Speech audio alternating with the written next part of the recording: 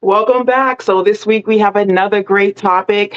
Holidays, Thanksgiving is right around the corner. If you're nervous about people coming over or if you're taking your dog to a Thanksgiving, I want to give you some tips today to make sure that everything goes smoothly for the holidays and that you know what you're doing to make things go smoothly. Because I really do want you to be able to enjoy the holidays with your family, and your dog's the last thing you want to have to worry about. So I want to jump in some tips to make sure that things go smoothly.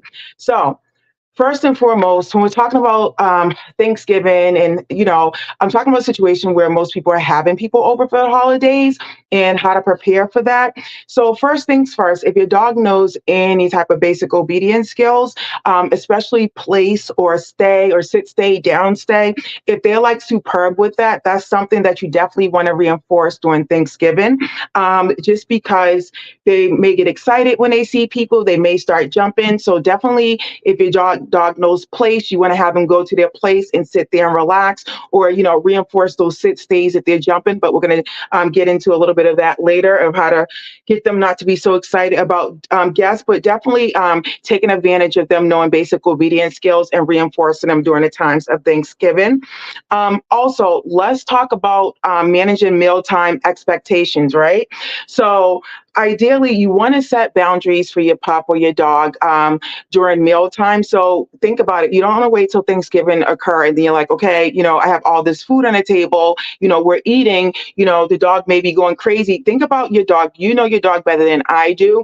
You want to first think about, how is my dog during meal times in general when you're just eating dinner on a Tuesday night, right? Because ideally the same thing that they do on a Tuesday night, they're going to do during Thanksgiving, but tenfold. So essentially, if your dog doesn't bother you during Thanksgiving, they probably are going to be fine. But if you have a dog that's kind of in the meal times, engaging and jumping, trying to get the food from the table, you want to take that into consideration, and you want to start setting boundaries for your dogs during meal times, even now before Thanksgiving come. So whether that means, if you see a dog coming towards the table, remember reinforcing that basic obedience and having them like sit down, or ideally, like I talk to my families, just giving your dog something to do during meal time. So if your family's going to be eating Thanksgiving, maybe that's the time you feed your dog their meals too, to slow them down a little bit. We'll talk about this a little bit later. You can feed them out of a toy, a Kong toy, or a mental stimulation toys, just to slow them down a little bit.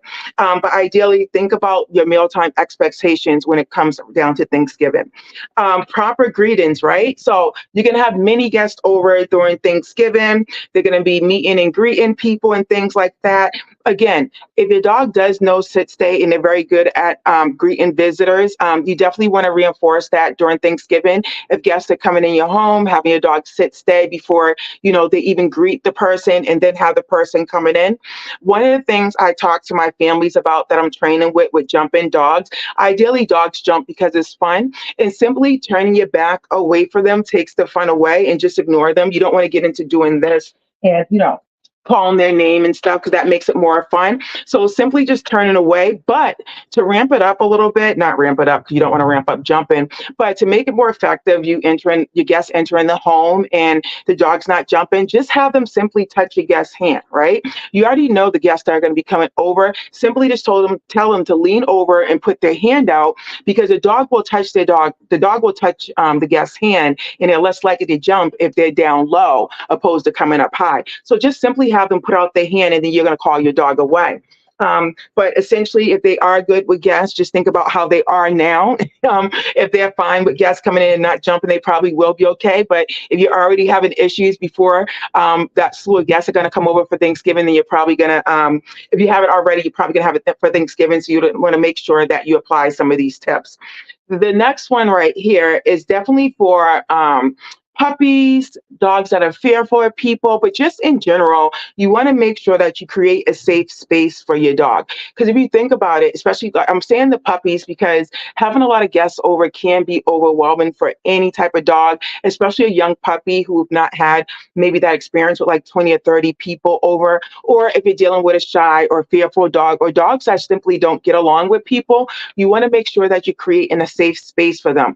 And so a lot of time I hear, okay, well, yeah, I have have the crate over there for my dog, but your crate's in a living room where people are going to be. A safe space means somewhere away from people, away from the noise, away from the distraction. So you can have that crate, but make sure you put it in a different room away from all that noise. So a safe space could be a room, it could be a den area, but ideally you're going to turn on some noise for your dog, white noise. You can put on classical music because that's known to calm a dog. But make sure you do give them something to do, like a Congo or puzzle toy, because you just don't want them sitting in that safe space. But ideally, you can have your dog come out for a little bit for Thanksgiving. But if you notice, one, they're kind of seen on edge and frustrated, or two, when your dog starts not listening, that means they're just like overly tired. So it's time to go ahead and put them in that safe space. But of course, again, you know your dog better than I do, so you go ahead and determine when that safe space is. When it's time to put them in that safe space. The next thing, keep an eye out for the garbage, right? So when people come over for Thanksgiving, ideally we try to put, well, let me speak for myself. I try to put different like trash bins, different areas so people aren't walking to one space. But you want to keep in mind, if your dog's more likely to go into that trash, maybe you want to stick to one trash bin and have it secure, because your dog, you have to remember that they're not getting these foods every other day of the year. And so Thanksgiving, there's all different types of food out. And so they're going to be even more enticed to go into the trash. So even if you have a dog that doesn't usually go into the trash, they may for Thanksgiving. So just make sure that you're monitoring those garbage cans and that they have a tight lid on them as well. Um, oh, this one, most important, make sure you maintain your dog's exercise routine. This week, I've been talking to all the families I've been working with on how to prepare their dog for Thanksgiving, because one thing you'll hear me say often is a tired dog is a good dog. So ideally, say if your family's come over at 4 o'clock, you take your dog for a nice long walk. If you're a runner, take them for that nice long run, so that when they're coming back and your family's coming over, they're nice and tired and they could care less about jumping or engaging in things like that. If you're not able to take your dog for a walk, if you have a fenced in backyard, just letting them run and release some energy, maybe doing some fetch, some play with them, but anything, you know your dog better than I do, to burn off some energy so that they're less tired, so that they're more tired when guests are coming over. So either way, just make sure you maintain the exercise routine that you have, and maybe throw in a little bit more just to make sure that they're tired. This one, the next one, establishing boundaries with your guests. So ideally, you have to keep in mind, you know your family, not all people are going to be okay with dogs. I had one person get really upset because their dog jumped up on a counter and a family member didn't stop them. And I can see it in both situations where it's like, okay, you're trying to train your dog, so you hope that the family member helps, but you can't rely on the family member to kind of watch your dog during Thanksgiving. Of course, if you have those ones that you know for a fact they're going to deter your dog or help you, redirect, definitely get those people on board, or even having a quick talk with all the family members like, hey, you know, Larry's going to be here, or Fido's going to be here, and, they may jump sometimes. We're working with a trainer. I always say, throw the trainer in the mix. We're working with a trainer, so just kind of redirect them and things like that. But always just make sure that you're keeping an eye on your dog. If you can't keep an eye on your dog, your dog's going to be bothering guests or getting into things, go ahead and put them in that safe space or gated area. Also, be mindful of food hazards. Of course, everyone's all on edge about, okay, guests are coming. How's my dog going to act? But remember, we're going to have different foods for Thanksgiving, and some of those may be hazardous to dogs. Just to throw in some of them that are hazardous to dogs that you want to keep away from: chocolates, onions, grapes, raisins, nuts, or anything with sweetened or xylitol in it are very hazardous to dogs. So make sure during Thanksgiving you keep those things away. And there's always that one family member that's going to want to sneak something to the dog. But you have to make sure that if you are cooking with any of these items, that you tell the family like, hey, these are poisonous to the dog. Do not sneak them this. And I always say, which comes to the next part, is make sure that you have something for your dog to do. When I talked about in the beginning, like a stuffed Kong, a snuffle mat, because we have each other to engage with and have conversations with. But our dogs doesn't have anyone during Thanksgiving. Yeah, we make them a little rub, but ideally having something for them to do, like a stuffed Kong, a snuffle mat.